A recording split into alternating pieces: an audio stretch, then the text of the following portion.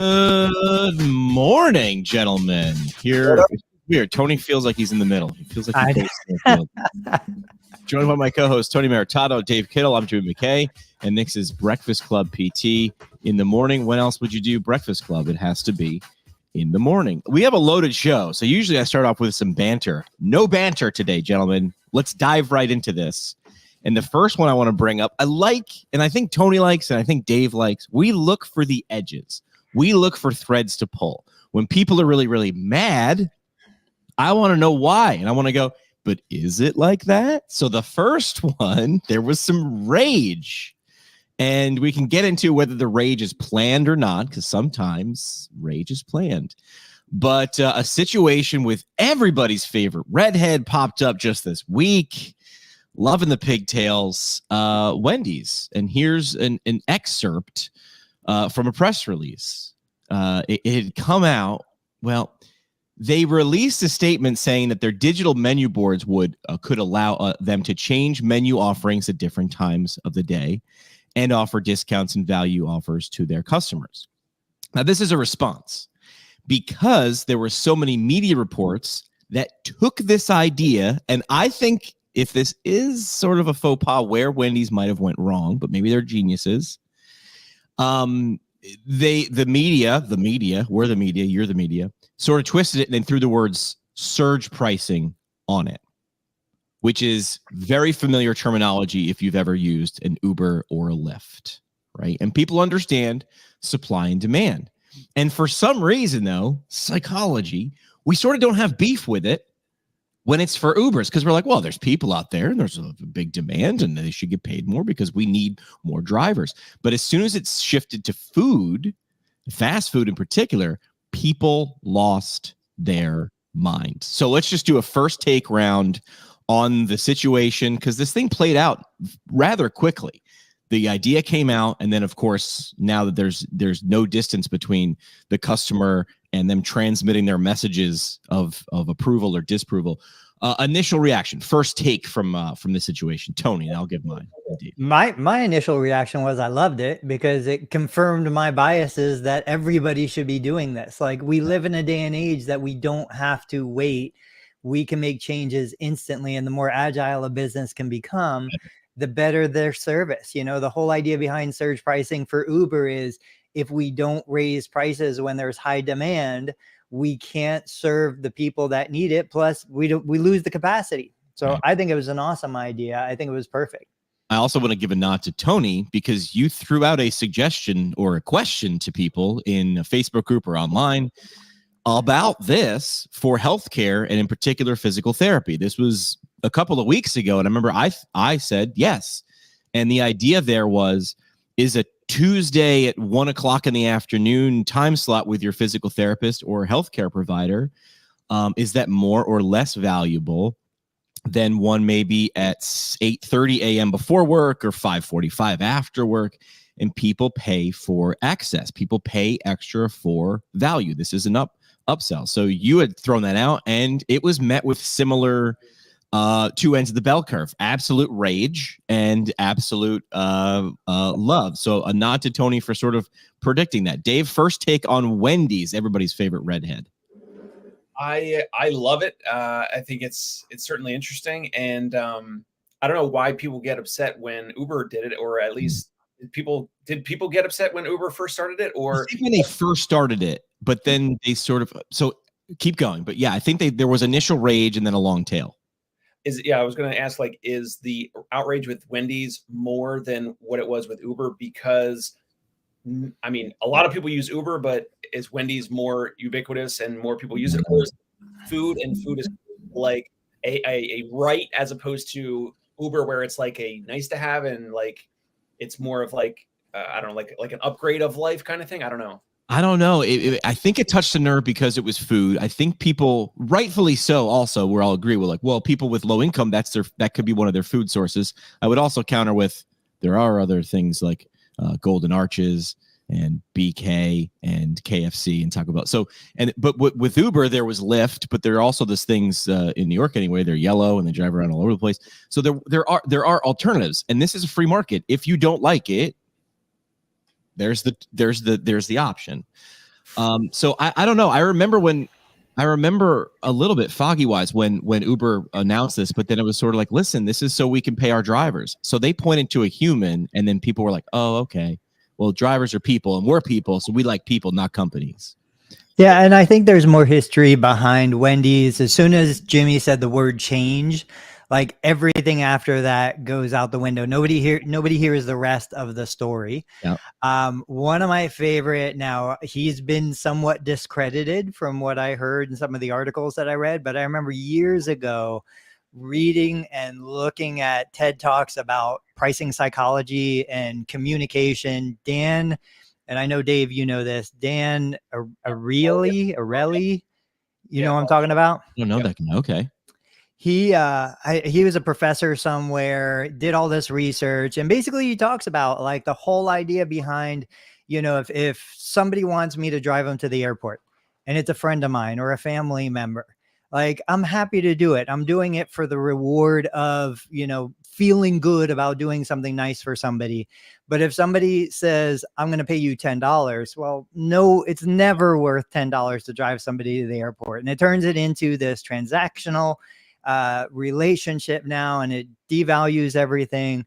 And I think when you look at this whole Wendy's pricing thing, again, it's like chicken or the egg. So are we discounting, making a happy hour? And Jimmy brought this point up. It's the reverse. Discounting underutilized time, which sounds amazing, to incentivize more customers to come? Or are we, quote, penalizing people when we're too busy? Are we gouging the consumer? You know, and this is where, again, not to bring politics in, but you bring in the whole gouging laws. And, you know, when there was a hurricane or COVID, when there was the pandemic and people were buying alcohol and charging outrageous rates for it, I don't know. Where do you draw the line between doing what's right for the consumer and the business versus actually taking advantage of a negative situation?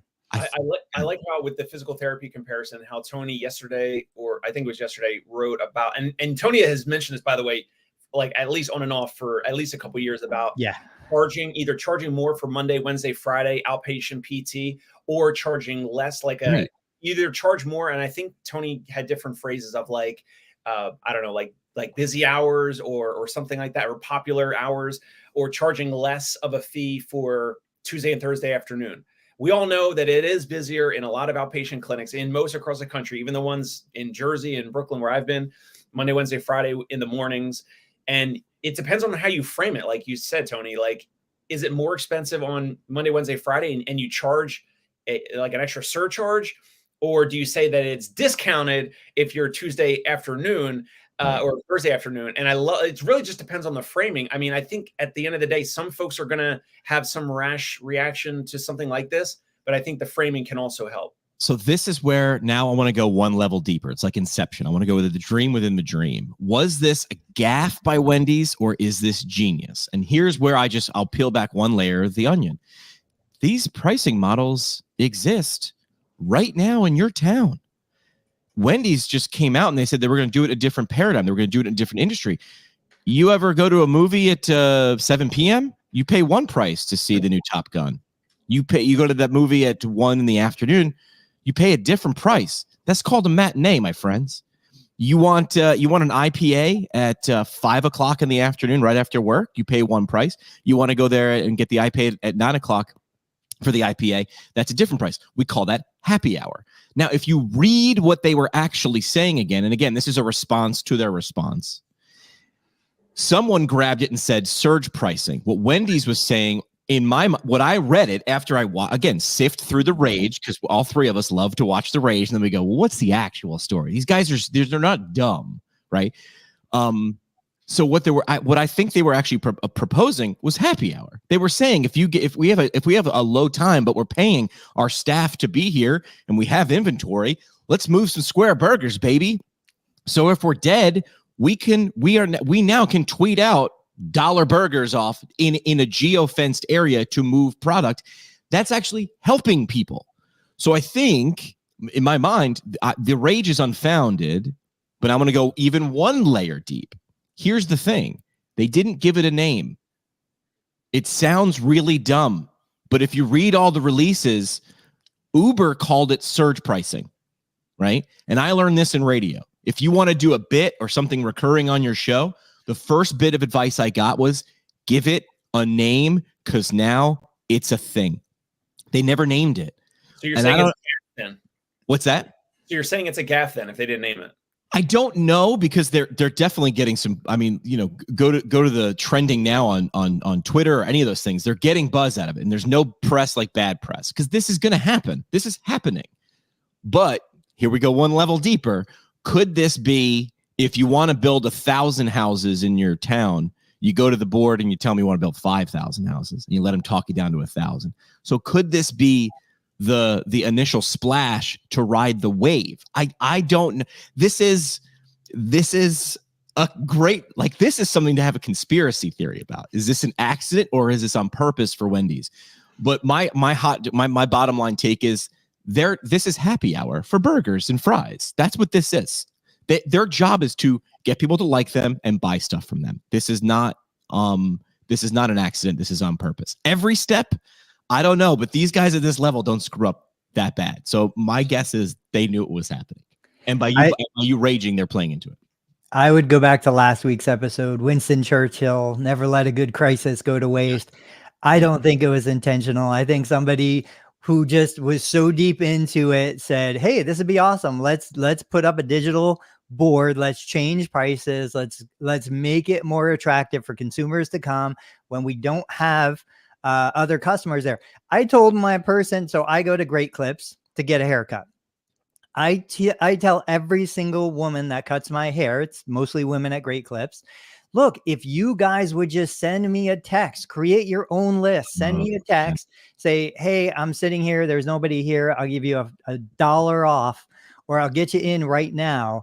I would come every time. And this is exactly what Wendy's was trying to do. So in your mind, in my mind, in our collective minds, we're like, this is amazing. We're offering value. We're helping the consumer. We're doing all these great things.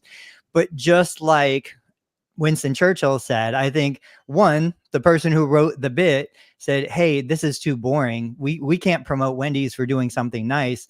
Let's light the fire and get some attention on this. We're going to turn it to surge pricing. We're going to crucify Wendy's for raising prices, not lowering them. And that got more attention for the media that they were pushing out. Their articles are going to get more shares. They're going to get more eyeballs, sell more ads. I think it was an innocent kind of decision on Wendy's part that got turned upside down by the media company. Yeah. Now, in terms of genius or gaff, Tony, do you think that they should come back out and name it? Do you think they should come back out and say they're going like discounted something? I don't know, discounted window, discounted burgers, or something that is framing it differently? They already ripped off the Band-Aid. Why not? Like, absolutely come out with something like that. Now, I totally forgot. Wendy's sells square hamburgers. Yeah. This is right in line. They could leverage that to say we're different. We're not the other two. This is how we are different from the rest. Look at their Twitter feed. I mean, their Twitter feed is infamous. They just roast people. They took the word roast. Are you guys familiar with their Twitter feed? I wish I was on Twitter. I made an account and I can't get back into it, and I haven't taken the time to get back on. Tony got banned from Twitter. Their Twitter feed is infamous. It is the opposite of the logo that you see, right? The logo that you see is this redhead with pigtails and sweet, and they went with our burgers are roasted or framed, whatever. So their whole thing is like they have like a team of comedians, like harsh. But they're like the toughest, sharpest tongue on the block. And it's sort of a juxtaposition, but it works because it doesn't work. It is the opposite of what you would expect. So they're going to name it something. They probably had the name in mind all the time, but this is happy hour. This is matinee. How could you use this? I know ideas are like saw blades. This is where I come into it. This was like the first time you heard Guns N' Roses, you were like, we can never play this on the radio. And then 20 years later, it's playing in your dentist's office lobby.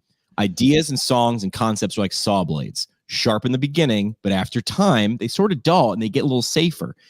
This concept is already safe. This is happy hour and matinee. How could you use it for your healthcare business?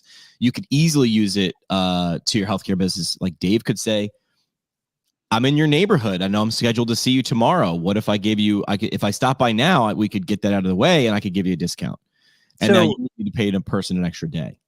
Talking about that, because again, these are universal concepts, so apply to all businesses. Correct.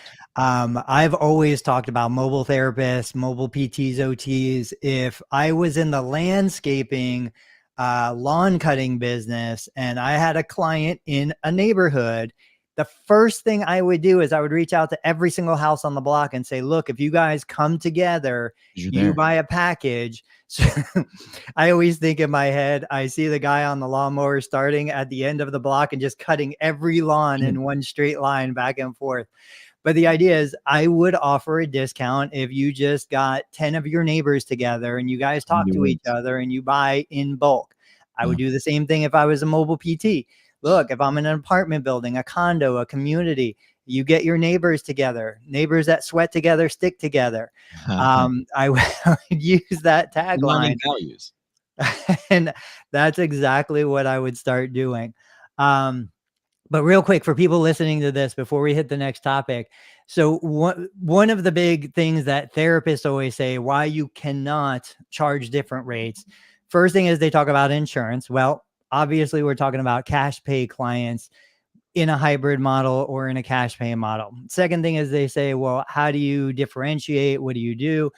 I would simply say, look, okay, if I'm not going to charge more for premium time slots, I'll raise the price across the board. Every time slot is $350, but I'm going to discount the 2 p.m. time slots because I have a hard time in my clinic selling 2 p.m. spots. It's before the kids get out of school. It's later than my geriatrics want to come. 2 p.m. in my clinic is just a dead time. But then also what I would do is I would just create a membership. So you want to join my membership, premium service membership. What that does is it gives you early access to the schedule. You get first access. So if you want to book that 10 a.m. Monday, Wednesday, Friday spot, premium members get to choose it first. With that, you also get access to me through email, access to me through text. You can call my cell phone. You get all of these things. Funny thing is, every therapist watching this probably says, well, I already do that stuff for free. Yeah, you probably do. It's unfortunate, but you probably give that value away and your client doesn't even appreciate it. If you want them to recognize it, put a price tag on it and see how much they appreciate it. The first time you do it, it's crazy. And the next time it's not as crazy. And the 50th time you do it, it's normal. Let's pay it forward here. Dave, help me set this up. Pay it forward. It starts with you. This is your idea. This is a thing you pointed out you thought was a good idea. No, this was Tony's, I thought. Well, you brought it up. You brought it back to the top. So talk about your recent, your video that you shared, I think yesterday or the day before. Remind me, I can't, because I had something else that I didn't even run by you guys that I was going to cover. Oh, well, okay. So let's hit this real quick. So Dave yesterday was talking about a practice that was charging $45,000 for a plan of care. It wasn't just physical therapy, but it was a persistent pain management recovery thing. One of the elements in this was they utilize GoFundMe to help their clients pay for their services. So now you know what I'm talking about. Take it from here. So yeah, that episode was more of the GoFundMe plans that this practice would help their prospective patients set up a GoFundMe. But the pay it forward thing, Tony also commented about it, where you could have something like this. And Tony did suggest like a GoFundMe. And I said, I had to look into it because I was like, I thought GoFundMes were like, you had a goal of like a certain dollar amount in like a certain time frame. So like a closed end campaign. But then I looked into it and yeah, GoFundMe, you can kind of have like an open-ended GoFundMe campaign, right? That's more Kickstarter, the goal. Yeah. Oh yeah. Kickstarter is more like closed-ended and GoFundMe is more open-ended.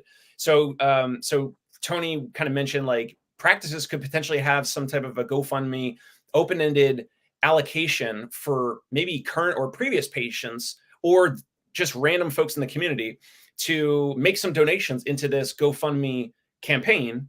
And your prospective patients that truly need your services that maybe can't afford it, or they don't have insurance, or if you're cash, 100% cash, and they can't afford your out-of-pocket cash rates, they can maybe pull from this GoFundMe these funds to utilize your services. Now, of course, you could have some, paper trail of who used what and all the documentation like you would normally do anyway. But it could be a way for more folks to utilize your services that truly need it, they want it, they value it, but they just don't have the financial resources for it.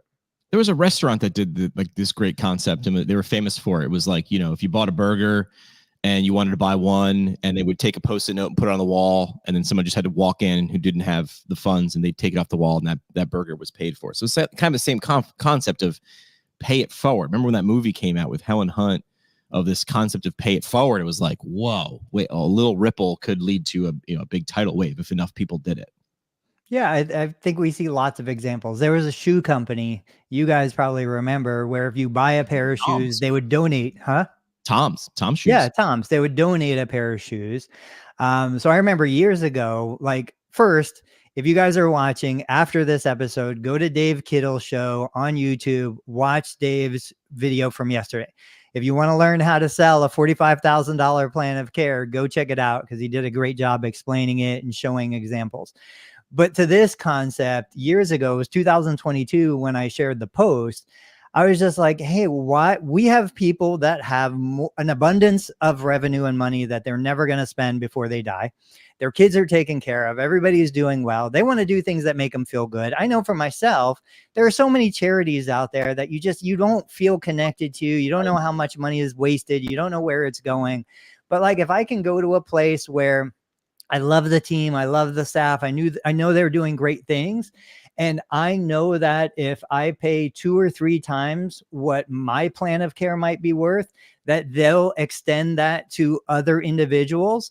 Now, like Jimmy, I think you just said, yeah, we should make that public information. Of course, there are people who want to donate and be private. That's totally fine. But the people that get the help, they should be willing to share their experience and say, hey, look, this was so amazing. These are the only guys I know who do this.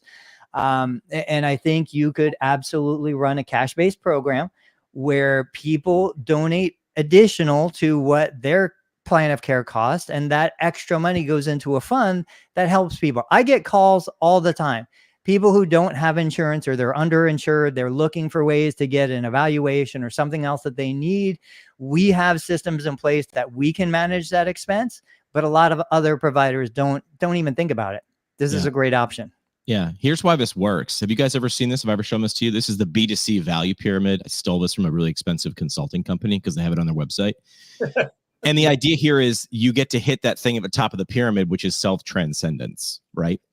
People get to feel like their nickel is going somewhere. This is why when you're at the supermarket checkout in like early November, they're saying, hey, round up to make a change. So round up, if you spend, $91.12, they'll round up to the next dollar amount, and they'll donate that difference to a food pantry. And the idea is that what you do can actually change the world. Two big companies, you mentioned it, one of them, which is Tom's shoes. When you buy a pair of shoes, they're going to give one away somewhere in the world. Bombas is a sock company. They have the same idea. I'm not sure why we're fascinated with changing the world with feet, but we are very focused on the feet there.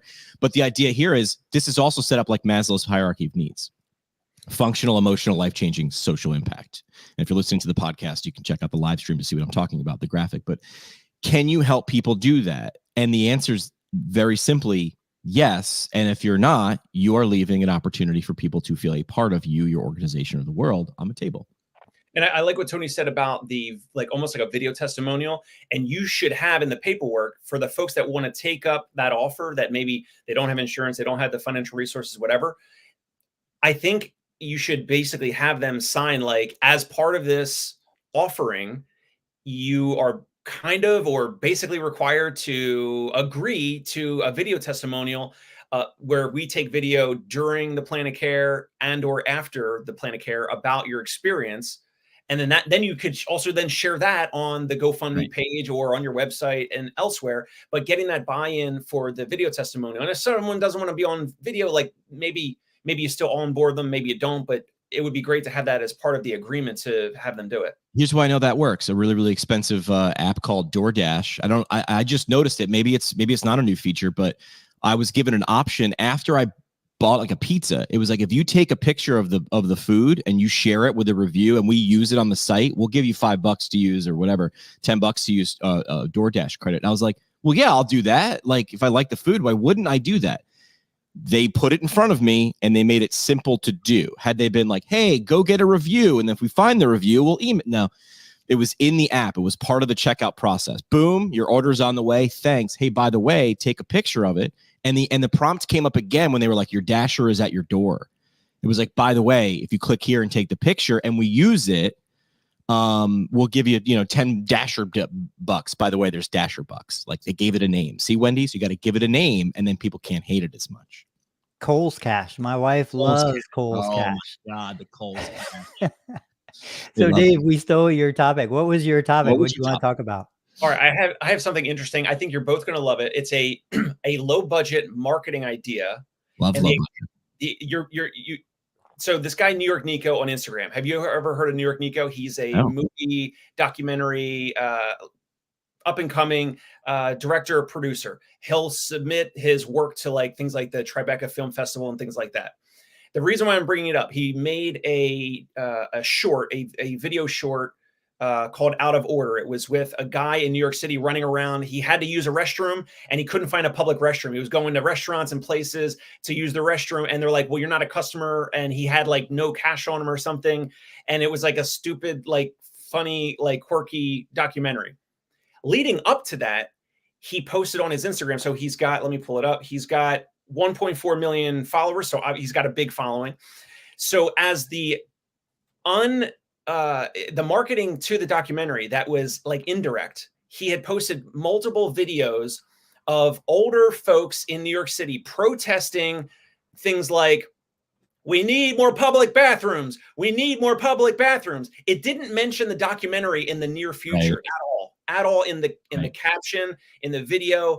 And it was these older folks that turns out that they're all like older comedians in New York City. I didn't know this, but people were commenting like, is this real? Like, what is it? Like, and like, these signs are too nice. Like these types of older guys would not have made these nice protest signs, whatever. Right.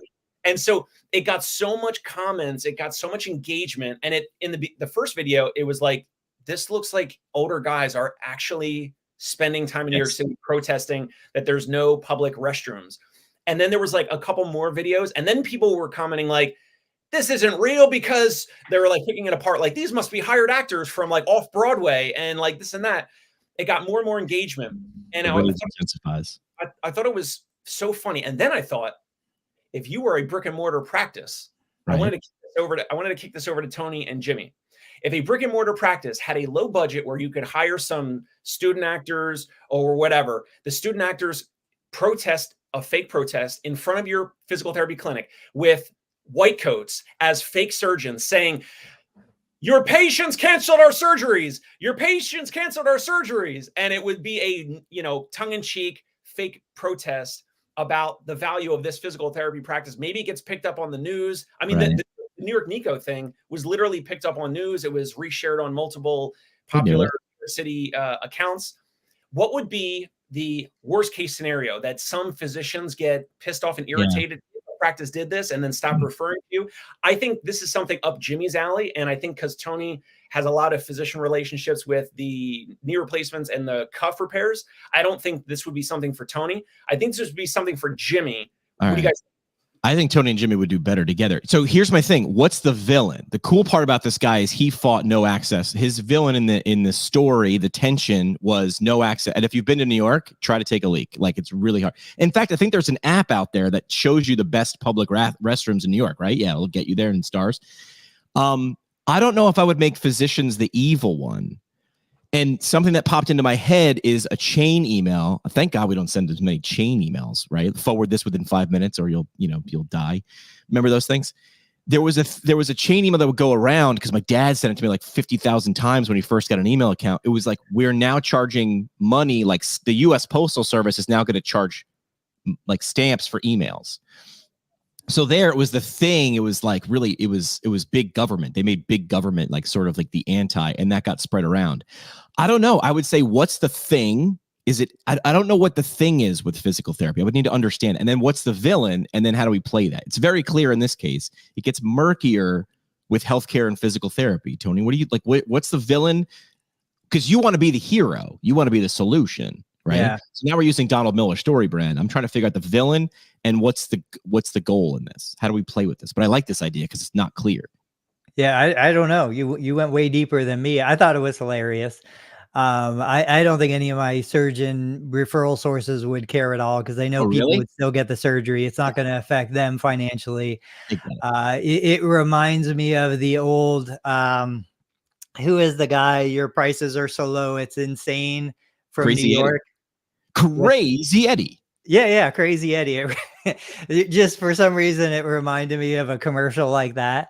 Yeah. But also what it made me think of was the whole idea of therapists secretly writing letters to Congress to try and make change, as opposed to what this guy is doing, which is, like Jimmy said, find the villain, get it out in the public, show how it affects real people in real time. That's going to have a way bigger impact than a therapist sending an email to a congressperson who doesn't care and is never going to read it. But I think that it's a great platform to leverage change.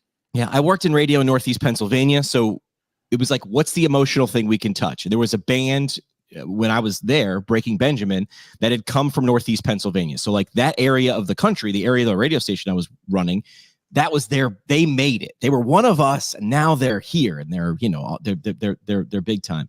So of course, we, you know, the radio station was sort of friendly with the band.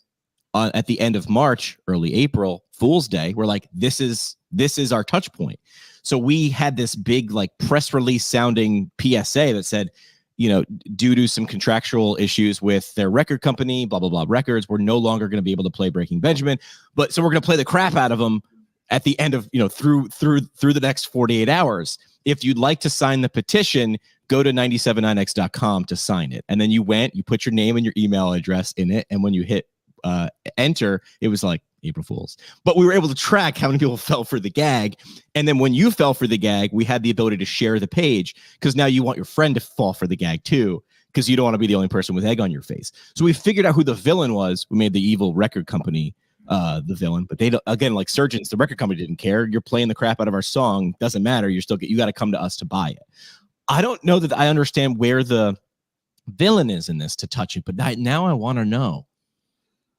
It's when you threaten to take something away, or when you threaten to tax something that shouldn't be taxed, right? When I have to pay to do something, like, you know, like pay for squats. Squats are illegal. Can't just be doing squats without supervision, or, you know, you can't do those things. I don't know, but I like touching an emotion. This touches an emotion with public bathrooms, because we've all been there. Yeah, I wasn't sure, you know, I wasn't sure if that was something that would like connect the two, but even with the Wendy's thing, that with the media component of that, I was like, I brought this up. I was like, this would be something like as like a segue to like media and like public response, and, you know, who knows? Because the public response and media only works if people care. And there's so many things to care about, right? Like someone said, there's always going to be a leading cause of death, right? So it's like, oh, well, what does that mean? It's like, to get people to pay attention and spend time, you've got to cut through the noise. You've got to touch a nerve, an emotion. Otherwise, they will ignore you. Him just putting up movie posters, or even doing something cute, right? He could have like went out and put out of order door hangers, like in hotels, on a bunch of different bathrooms in New York with a QR code or something like that. But that would have like confused people. This was very clear. I don't like this. This sucks. And you're like, yeah, I don't like it. And he had the next level thing, which is this real or is this not real? So I think we can see a trend here with touching that emotion, touching that nerve, getting attention. We had the Wendy's thing with Dave. I think you could totally turn that into the insurance company's the villain. I think you could have the surgeons out there protesting. You can have the therapists preventing surgeries by getting people better. But at the end of the day, everybody loves to throw the insurance company under the bus. That could be a topic for next week, because I've been sharing some controversial content on that. Yeah. I want to do I want to end on a positive note today. That's where we're going. Yeah. So a positive spin. Talking about therapists leaving the profession. You know, Dave and I think Jimmy, you were there too. We were talking about that article, talking about PT shortages, staffing shortages. Yep. We were talking about everybody's challenging hiring and finding staff. So with that LinkedIn post, what I did was I had this idea, and I said, there's got to be, I typically am an optimist by heart. And I know that things happen for a reason. It's usually a good reason, even when it looks like a negative outcome. So I started talking to ChatGPT and I was like, hey, this is what's going on. These are my thoughts, help me arrange this in a way that communicates to other people. And so between ChatGPT and I, we put that together. And I really do believe, so as we see this exodus, right, we see therapists who can't make enough money in therapy, who are leaving for tech jobs, who are leaving for other jobs. I still think they're the same person at heart. They're still the same person who wants to help people, who want to make change. And I think what we're going to see is we're going to see those people leave. We're going to see them do better. We're going to see them bring back innovation and new ideas, new concepts that might completely change the profession for a good, for the better. But I do think it's a good thing for them to leave, because if they stay, that just breeds that burnout, that anger, that frustration. Yeah, it goes down the drain. Yeah. So that was my most popular LinkedIn post this week, was a positive spin on therapists leaving the profession. And I think it's going to benefit all of us. This is why this is like the opposite, but the same idea of, I did an episode a while ago, I call them PT weirdos. They're like people like me who didn't go to college and then grad school and then become a PT. It's like you did something somewhere else. I can't, even if I try, I'm not able to look at something and not look at it through a media person's eyes. It frustrates me when I work on projects with organizations and we move at company speed, because I came from an industry where you're on the air at 3:00. I don't care what you need. You're on the air at 3:00. We go. And a lot of organizations, especially in communications or PR, come from we don't need to go on the air, so don't. And I'm like, well, that's where innovation comes from, right? Necessity is the mother of invention. It's like the best ideas, the best things that have happened have been because no pressure, no diamonds. You're on the air at 3:00. Let's go. It's act. The phrase is act as if this mattered. And then people will believe it mattered. With Wendy's, give it a name and people will be able to understand it. If they had called it matinee pricing, nobody would have had a problem with it, but also not as big of a buzz. So again, I'm not sure if this is an accident or not. I'm looking at Wendy's going, I still think it's a strategy. Last year I did a charity event in San Diego for CSM, and there was a free event in the San Diego Children's Museum. Anybody could come, but then at 8:00, I think the party started, and you had to leave if you didn't have a wristband. You had to physically go outside. That's the only way we could control it. And somehow at 7:55, a fire alarm went off. And some people have actually suggested that maybe I've been part of, because I was like, how do you get 300 people to leave a building willingly on time, like a fire? But do you think I could manipulate a fire alarm? Could that ever happen? That's not good. Of course, I would never do that. I would never do that. So we're not condoning that. Not condoning that. I'm neither confirming nor denying if that actually happened. But people asked, and I was just like, "What are you talking about?" That was convenient, though. That fire alarm went off at 7:58, and we had to clear the park. We had to clear everybody by 8:00.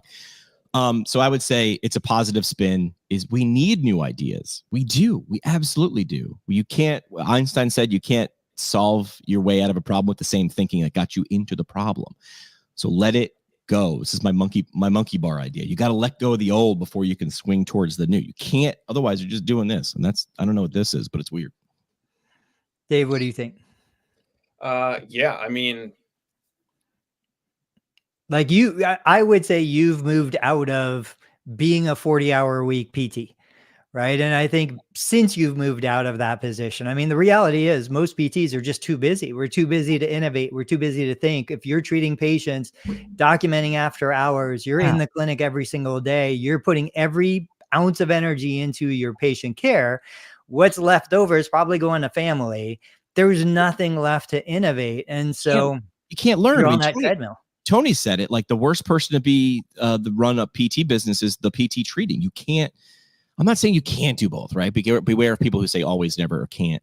But like, Dave's got to be reading stuff. Like, he's got to be learning things. He's got to have his finger on the pulse of like, well, how can I innovate to pay my therapist more, earn more, lower costs?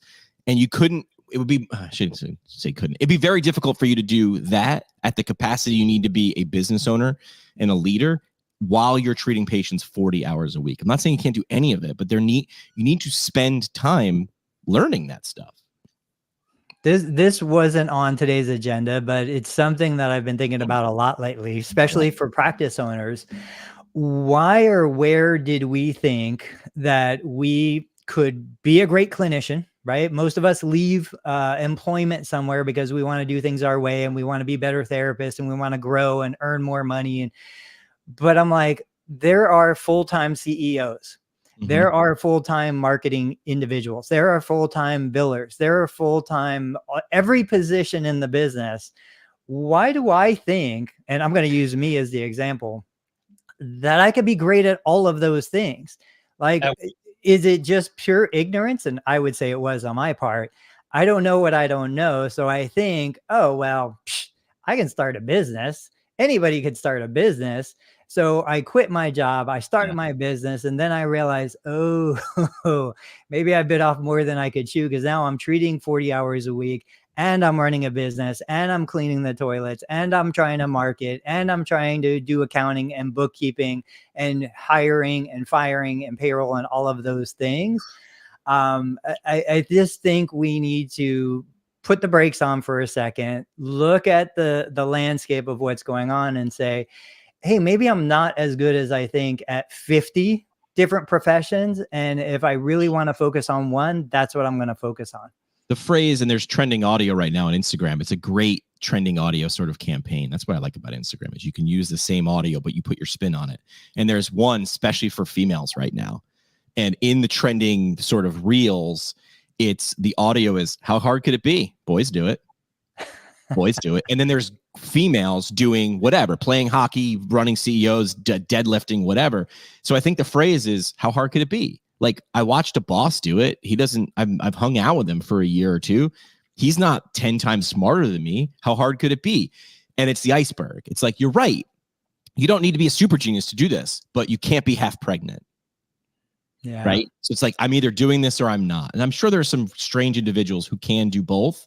But I bet you those strange individuals who can do both would be even better at doing it if that's what they did, if that's what they focused on, if that's what they eat, slept, and breathed. Well, and I agree with Tony. I think it's definitely some of the ignorance or the ego component. But then also, like for me, my parents both have and had small businesses. So like my dad has a tree service and my mom has like a direct mail marketing company. And so I've always respectfully, and hopefully they don't listen to this, I've looked at them and I was like, I mean, if they can run a small business themselves, why? Of course, like it gave me extra, I don't know, extra like motivation that I could do it. And I saw the inner workings, the behind the scenes, the day to day and all that. Maybe that allows me to step into this, entrepreneurial world over time and just have more confidence or know where to find resources and all that. Versus someone that is also stepping into this with just the ignorance and the ego, but doesn't have the history of someone in their family or someone nearby where they saw the day-to-day, the challenges, the things that need to get done. Like Tony said, the marketing, the accounting, all that. I saw how all that was behind the scenes for 2 small businesses in a local community. And I was like, of course I could do that. And obviously my goal is to, be much larger and bigger than that. So if someone doesn't have that background of someone in their family or a sibling or someone with a small business, that's when I think you can even get more in trouble, or you just have to seek out resources and that'll, cover those weaknesses. I was in college and I wanted to own a bar. I wanted to open a bar when I was done. And then I worked for my uncle for 2 summers who owned a bar. And then I just realized I wanted to go to bars.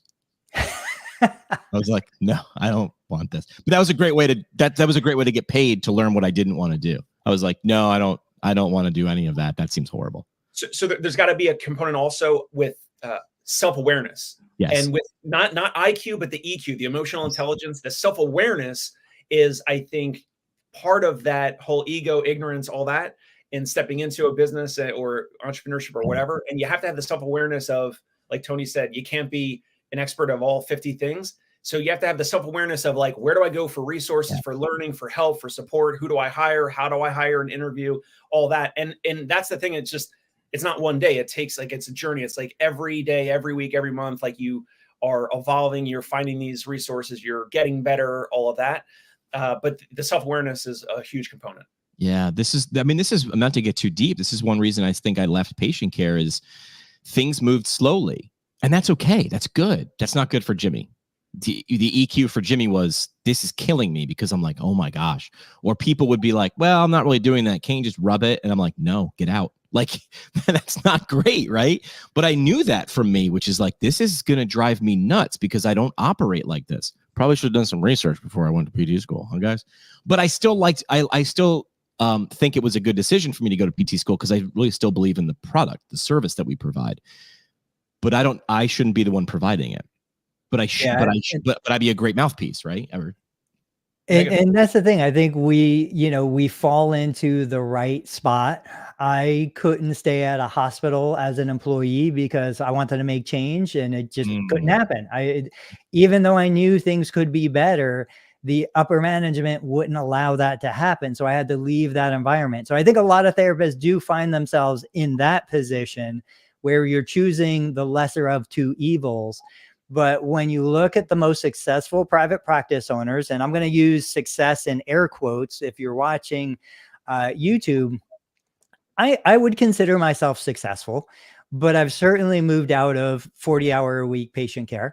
I embraced learning how to run a business, learning how to be a CEO.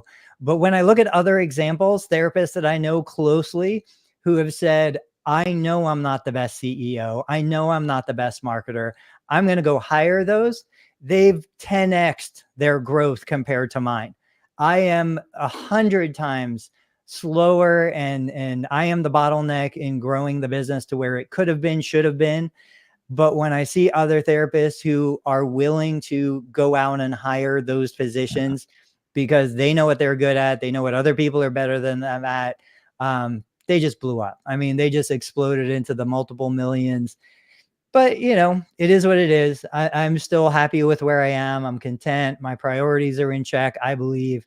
So we have to know what we truly want versus what, society might think we should have. And also knowing your own capabilities and your own skills. And if you don't have it, you hire it. And that, again, the self-awareness component, that's huge. I agree. All right, let's wrap this thing up with an idea of parting shot, unless you guys had anything else you wanted to get into. That's all I had on my list. No, let's go with Dave. What's your parting shot? What's your parting shot? What would you want to leave? Let's say with the Wendy's thing, and then my idea with the the fake protest type thing to get marketing awareness or attention for your practice nearby. Just continue to consume different media outlets that are.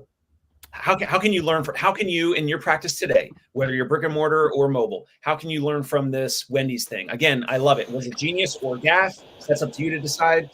Or the idea with the fake protesting and the marketing. How can you use some of these out of the box marketing ideas to just gain attention? You're not going to necessarily track, evaluations or something like that. How can you get more attention in your community?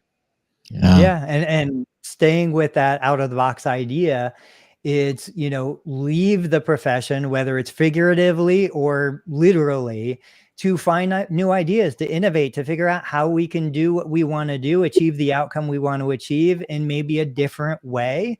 I get all of my best ideas from people that are not in healthcare. Yeah, I would say to play off both of those. Well, first of all, I need to slide this in. Did you know that I had a drink on the menu at 55 different Wendy's locations? I had to bring this up. We were doing every year. It's not at the top of the show. Every year, stay with us. It wasn't about me, people. So every year, my radio station did a thing called Roofathon. I stole that idea from an old radio station I worked with. But then the one I ran, we did Roofathon. We broadcast live from the roof of a Wendy's for 3 days, raising money for the American Red Cross. Every morning, we do the morning show there. I, as the program director, would get there at 4 or 5 o'clock in the morning to make sure everything was good. And every day, the engineer, the guy in charge of the Wendy's locations, and the owner owned like 55 of them, would be like, who wants coffee? And I didn't drink coffee, but I saw him. He felt bad that he wasn't giving me, he gave all my guys and girls stuff, but he wasn't giving me something. And I was like, I got to be honest with you, I can't drink hot drinks. I got a really sensitive tongue, guys. What can I say? So I said, you know what? I don't mind coffee ice cream. What if you threw a Frosty and coffee ice cream together, and that would cool it off, and then I'm happy? Honestly, I told him to do it just so he'd give me something, just so he'd not feel that bad. He did it. I tried it. It was great. We made a bit about it on the morning show. people started ordering it at different Wendy's. Look, because I gave it a name and I called it the Frosty Chino. Now, people started ordering it that 3-day weekend. They started making it and they're like, I don't know, we'll charge $1. And then, oh, by the way, the owner was smart. He pivoted on a dime and said every Frosty Chino, $1 from it, we'll charge $2. Every dollar is going to go for the total, because we wanted the total for the American Red Cross, the big reveal, to be big. And he was in on that. He got it, and he owned a bunch of locations.